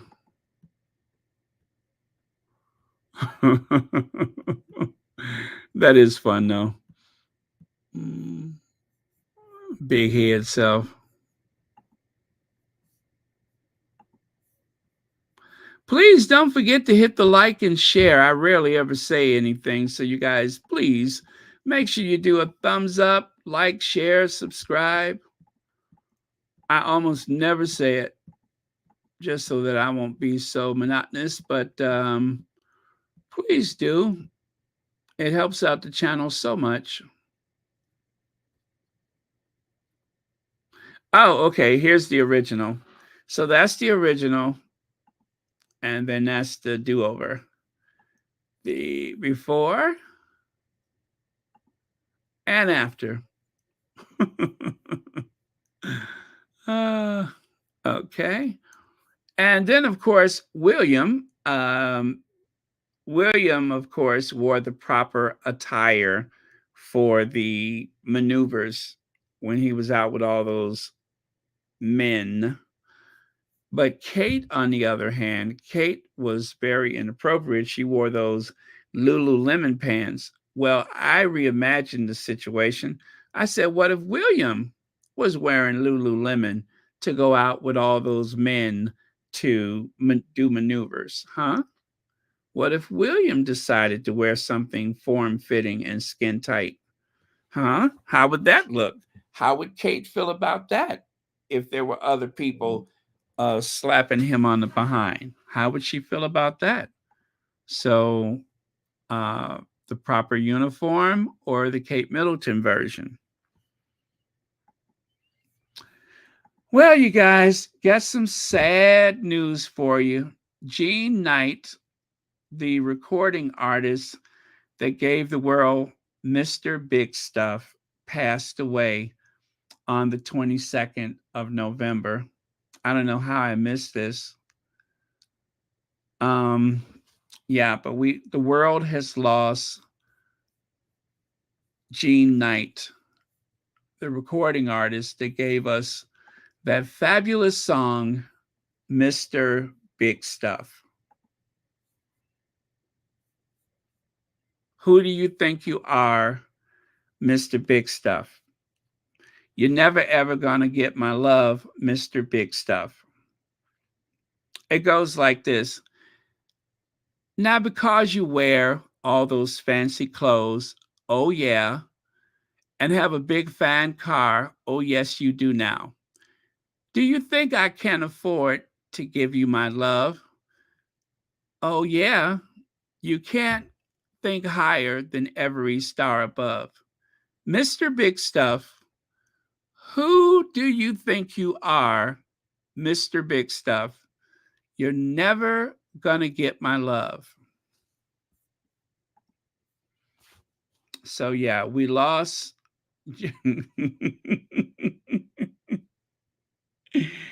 Mr. Big Stuff. Tell me, who do you think you are, Mr. Big Stuff? You're never gonna get my love, Mr. Big Stuff. Chum on, chum on. Who do you think you are, Mr. Big Stuff? And then, of course, there's the breakbeat. Dun, dun. Ba-da-ba-ba-da-ba-ba-da. Ba-da-ba-ba-da-ba-da-da. Ba-da-ba-ba-da-ba-ba. Ba-da-ba. Yeah. Love me some Mr. Big Stuff. That was a really good song.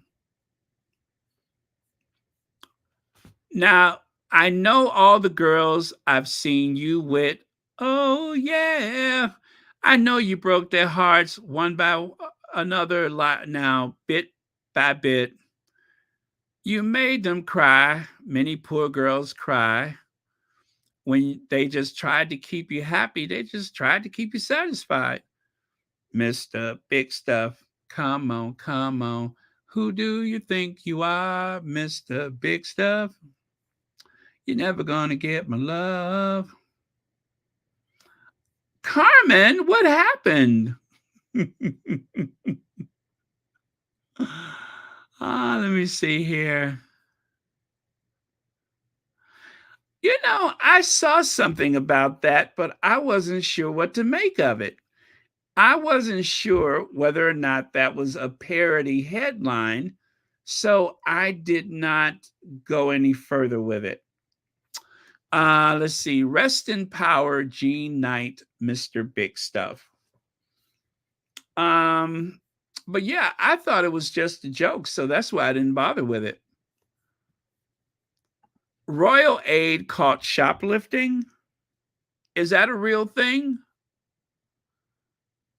Okay, the reason why I didn't want to bother with it is because the picture that I saw showed the Queen, Camilla, and Kate as though they were the ones shoplifting. But okay, let me take a look at it. Royal aid banned by Fortnum and Mason.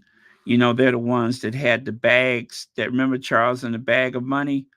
Well, nothing to do with the department store, but they had money stuffed in a Fortnum and Mason bag. Anyway, known as the late Queen's favorite department store, as she's caught on camera stealing bracelets and trying to sneak out through side exit. I guess this is a real thing. A trusted royal aide has been caught shoplifting at luxury department store Fortnum and Mason. The Mail on Sunday can reveal the security guard are said to have discovered a bracelet in the woman's handbag after challenging her as she tried to leave through the side exit. Instead of alerting police, they warned she would be ejected if she set foot in the store again. At the time, the aide was being monitored because she allegedly helped herself to makeup samples during a previous visit, sources told the newspaper. That her royal connections is known to Fortnum staff. Wow. Wow. So that's why she didn't get in trouble. Known as the late Queen's favorite store, the 316-year-old Fortnum and Mason on Piccadilly has a long and close relationship with the royal family. The store holds 2 royal warrants. One was granted by Queen Elizabeth, the other by Charles, chiefly known as the purveyor of fine food and drink, in particular hampers. Fortnum's also sells other luxury goods. The aide was observed on one of the most recent visits to the second level, the Georgian-inspired beauty floor, by security staff who were wearing body cameras. It is understood that she then left the floor and walked down a flight of stairs, heading for the Duke Street side exit opposite the art gallery. When apprehended, she said she have claimed that she had been had been a misunderstanding, but was told the theft was captured on film. Sources said the bracelet's white security tag had been removed. Asked about the incident last night at Fortnum and Mason, the spokesperson said no comment. Buckingham Palace also declined comment. I wonder if they reached out to Kensington Palace. I wonder if they now. Okay, you guys, I'm going to show you why I thought this was a joke. I'm going to show you why I thought it was a joke. Give me just a second here, and I will share with you why I didn't think this to be legitimate.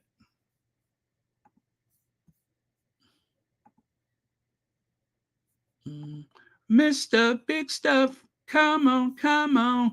Who do you think you are, Mr. Big Stuff? You're never gonna get my love. Now that song is stuck in my head. One another by bit. You made them cry. Many poor girls have cried when they just tried to keep you happy. They just tried to keep you satisfied, Mr. Big Stuff.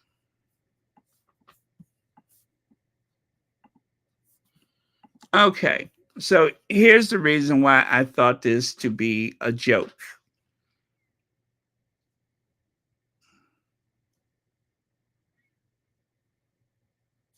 When you see a headline that says royal aide was stealing, and this is the photo that they used.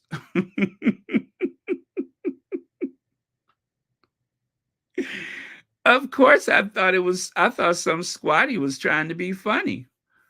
And I was like, who would do such a thing? By the way, when was the last time anybody heard something from Angela Kelly? Huh? Has anybody seen or heard from Angela Kelly? Anybody? I mean, not to imply that I'm just saying, where is she?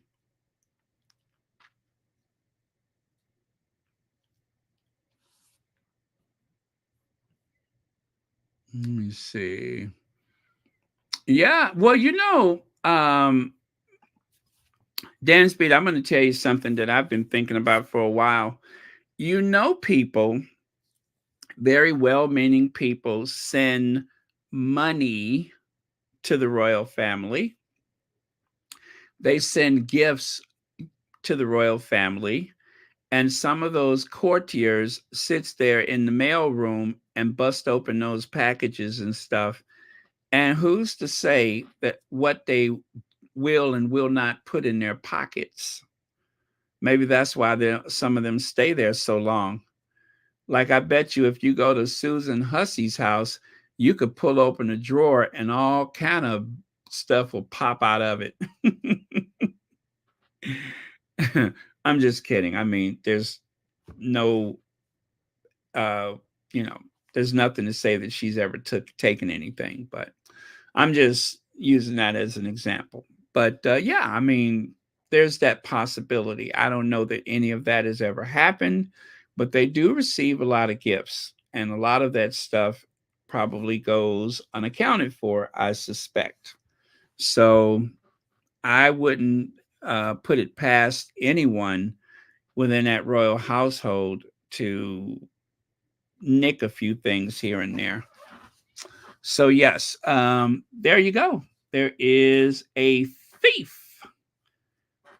in the royal household, a thief, probably several of them, several thieves that have made way with a few of the odd. And don't forget, there was a thief at the Victoria and Albert Museum, a thief at the British Museum. Thieves. They steal. Okay. So I am going to close tonight with a little history that I just learned about. And you know, when I learn something new, I like to share it. Maybe some of you all have heard of this man before, but I think I'm going to make a little short video out of it later. But yeah, so have a good night, you guys. I'm going to close with this. Please don't stay up too late on my account. Sorry to keep you guys up so late. Of the Supreme Grand Commander. Angelo Soliman, 1721-1796, is historically recognized as the first Moorish Freemason. Born in the Congo, Cameroon, at age 7 he was kidnapped and sold into slavery. In Europe, he was the slave child toy of a prominent Sicilian lady. Later, at age 16, he was sold to a royal family in Vienna, Austria. There, he so impressed his masters with his remarkable intelligence, they chose to educate him. He spoke 6 languages fluently and could write 3 of them fluently as well. He was also a master swordsman, war hero, chess specialist, navigation expert, concert composer, and a tutor to royalty. He was the subject of Mozart's popular opera The Magic Flute. Soliman is considered one of the most learned people of his generation, as well as one of the greatest Vienna citizens of all time. In his mid-20s, Soliman distinguished himself as a studious and honorable subject with his masters, and actually won his freedom through his high moral character and http size education.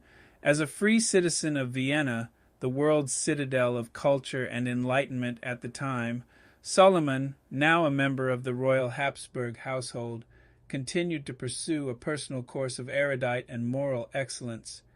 He was a Vienna celebrity, a dashing figure and personality widely admired for his handsomeness, fashionable Moorish attire, and social grace.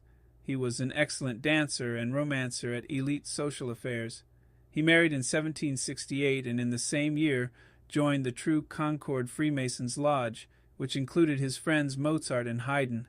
He eventually became the Grand Master of the Lodge and rewrote and refined its rituals and other literature. The Soliman Freemasonic literary style spread all over Europe and around the world, eventually even influencing modern Freemasonry literature and rituals. Thus, Soliman is called the father of pure Masonic thought. The Moorish Rite hails Angelo Soliman as its patriarchal figure. He is a profound model of early Moorish black achievement. To this day, in Vienna, he is celebrated in song and dance and national memory. And today, in America, 2 Moorish Rite Lodges so far have been named in Suleiman's honor. Alim El Dey.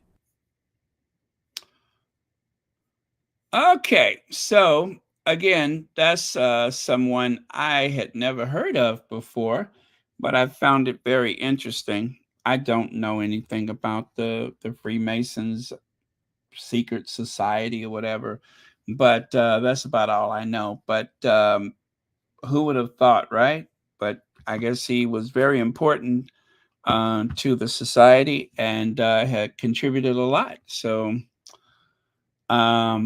good for him. But yes, he seemed to have been a very learned person, and it just is bittersweet to hear something like this, because on the one hand, you think, wow, that is pretty awful that he was born into slavery and everything. But on the other hand, it makes his accomplishments that much more impressive, because if people of African descent can achieve the things that have been achieved over the ages with so much discrimination, hatred, um, bigotry, and just plain old racism. If you can achieve so much under those circumstances, just imagine a world where there was none of that racial intolerance, where there weren't people of color being vilified. Just imagine the contribution that could have been made. So, but yeah, very, very interesting. Connie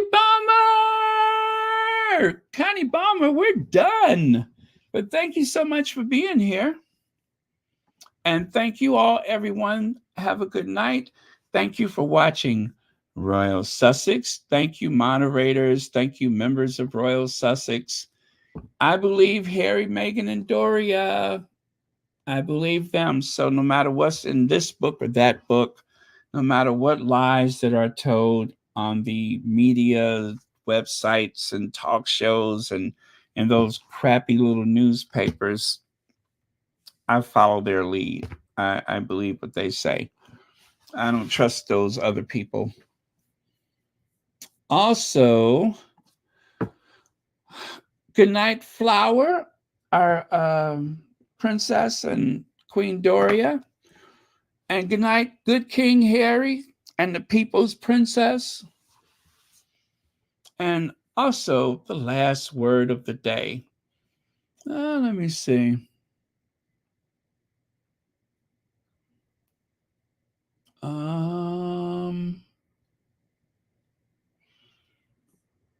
Margarita Maxwell, you're welcome. Thank you for watching. Let me see. How do we want to close this out? We'll find something I haven't shared before. Apparently, there's a movie about Angelo. I'd like to see that.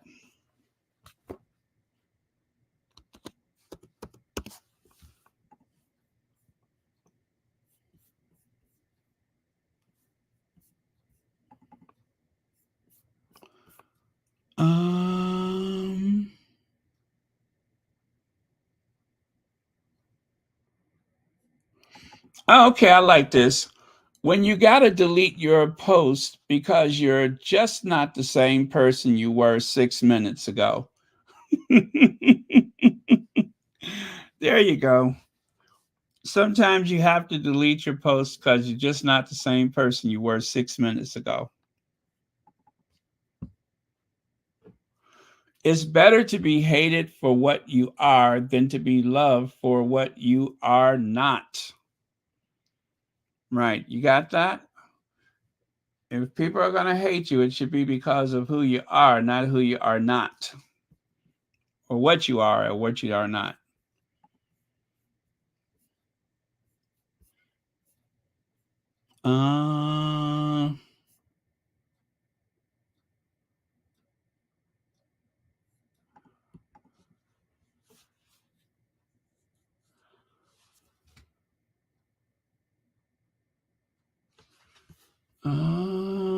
Nah, that one's too snarky.